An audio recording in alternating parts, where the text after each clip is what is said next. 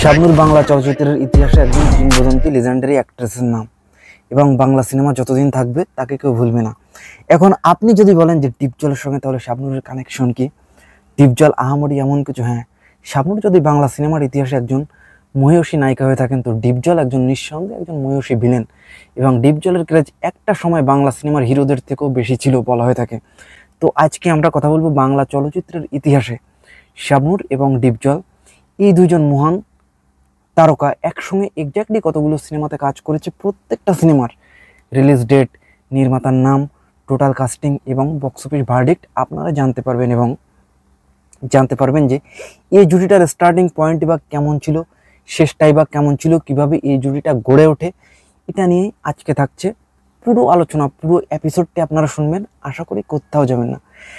In 1999 সদ্য ডিপজল বাংলা সিনেমাতে এসে তার ক্রেজে বনে গিয়েছেন একজন ওভারনাইট সুপারস্টার।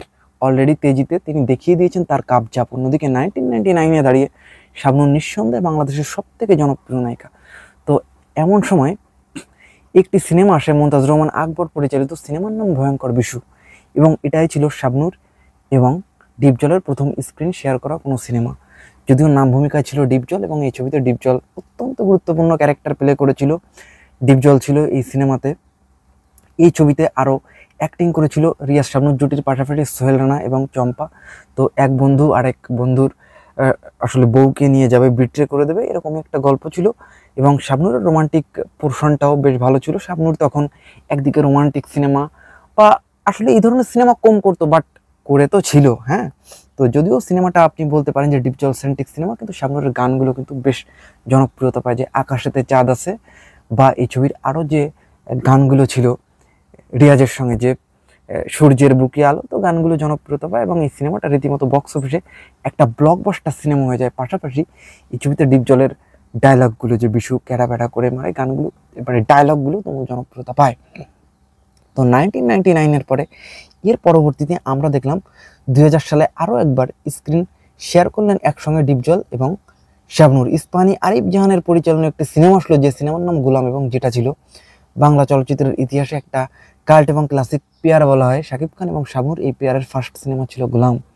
এবং যে ছবিতে আমরা দেখলাম শাকিব খান শাবনূর, যেখানে শাবনূর ডিপজলের বোনের ক্যারেক্টার প্লে করেছিল, ডিপজলের বাবার ক্যারেক্টার প্লে করেছিল আহমেদ শরীফ। এবং এই ছবিতে শাহনাজ একটা বিতর্কিত, একটা রেপড হয়ে যাবে এরকম একটা গার্ল ক্যারেক্টার প্লে করেছিল। এবং ভয়াবহ রকমের চূড়ান্ত পর্যায়ে অশ্লীল কিছু সংলাপ এবং অশ্লীল কিছু দৃশ্য ছিল। ডিপজলের সিল মাইরা দিমু ডায়লগ তখন মানুষের আসলে একদম রুরাল এরিয়াতে খুব পৌঁছে যায়। তো গোলাম সিনেমাটা এবং এই ছবিটাতে আমি যদি বলি যে শাবনূরের অ্যাক্টিং ক্যাপাবিলিটি দুর্দান্ত ছিল, ডিপজলও ভালো করেছিল। পাশাপাশি এই সিনেমার যে গানগুলো ছিল, বিশেষ করে একটি গান তো আজও মানুষের কানে বাজে, এবং দেখবেন যে গানটা কি পরিমাণ পপুলার ওই টাইমে। শাকিব খান এবং শাবনূর জুটির প্রথম জনপ্রিয় গান হিসেবে ধরা হয় দুটি মনে লেগে গেছে জোড়া, দুটি বুকে একই জ্বালা পোড়া। গানটা এই সিনেমার গানই ছিল। বা সে যদি জানতো আমার দুই নয়ন, বা একি একি ছোঁয়া দিলে, প্রত্যেকটা গান জনপ্রিয় হবে। এবং সিনেমা হিসেবে এই ছবিটা নর্মাল হিট ছিল। খুবই বড় ধরনের কোনো সাকসেসফুল কামাল করা কোনো সিনেমা কিন্তু এই সিনেমাটা ছিল না। তো 2000 সালের পরে, এরপরে 2001 সালে কিন্তু রীতিমতো শাবনূর এবং ডিপজল তাদের একসঙ্গে স্ক্রিন শেয়ার করা একটা নয়, রীতিমতো তাদের সিনেমা আসলো দুইটা।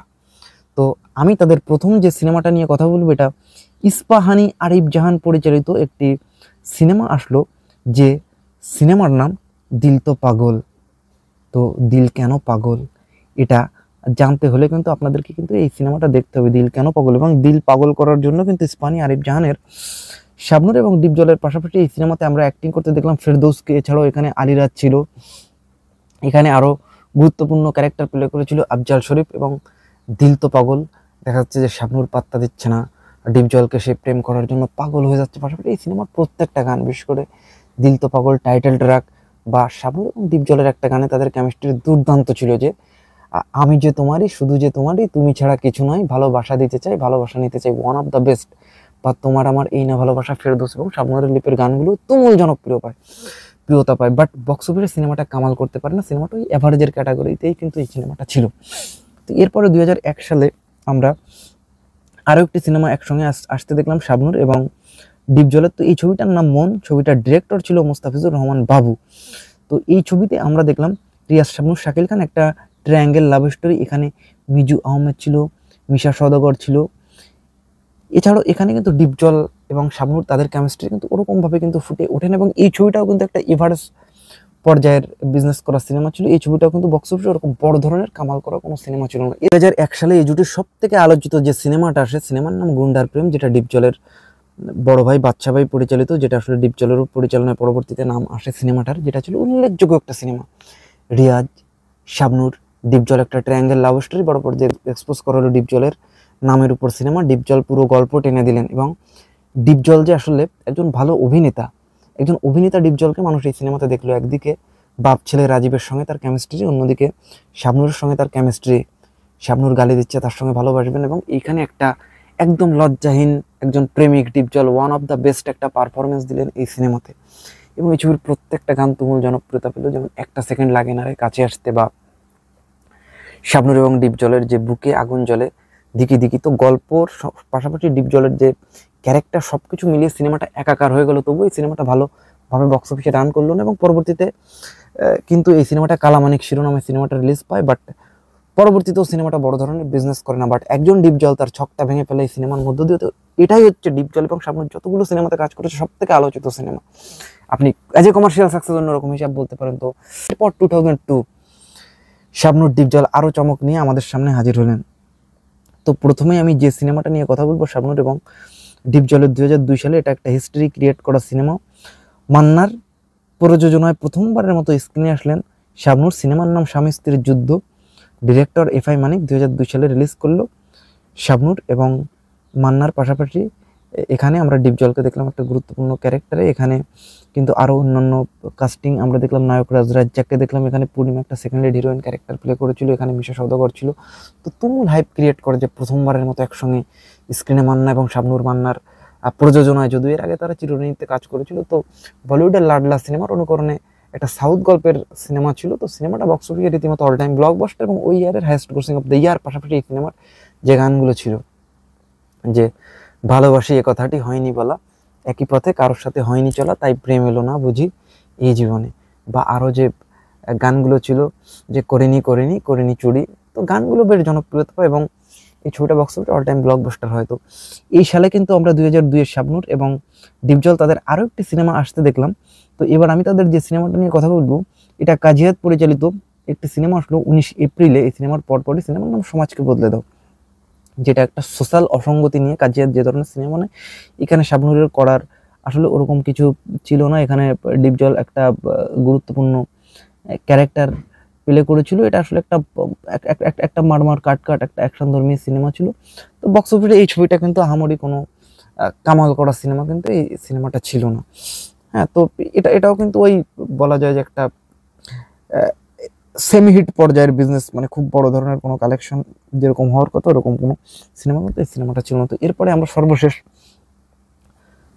তাদেরকে একসঙ্গে স্ক্রিনে আসতে দেখলাম, যে সিনেমার মধ্য দিয়ে, এটা 2004 সালে একটি সিনেমা আসলো।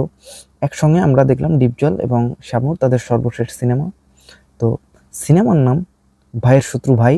সিনেমার রিলিজ ডেট 2 এপ্রিল 2004, যেটা ডিরেক্টর মুমতাজ রহমান আকবর, যেটাতে আমরা মান্না, শাবনূর, অমিত হাসান ময়ূরী, আহমদ শরীফ, প্রবীর মিত্র, আনোয়ার একটা হিউজ মাল্টিকাস্ট সিনেমা দেখলাম। এক নারীকে নিয়ে দুই ভাইয়ের যে ক্লাশ, এবং লাস্টে কি হবে নারীর জন্য, আসলে কোন ভাই কোন ভাইকে কি করবে, এটা জানতে হলে সিনেমাটা দেখতে হবে। সিনেমাটা মাস্ট ওয়াচ।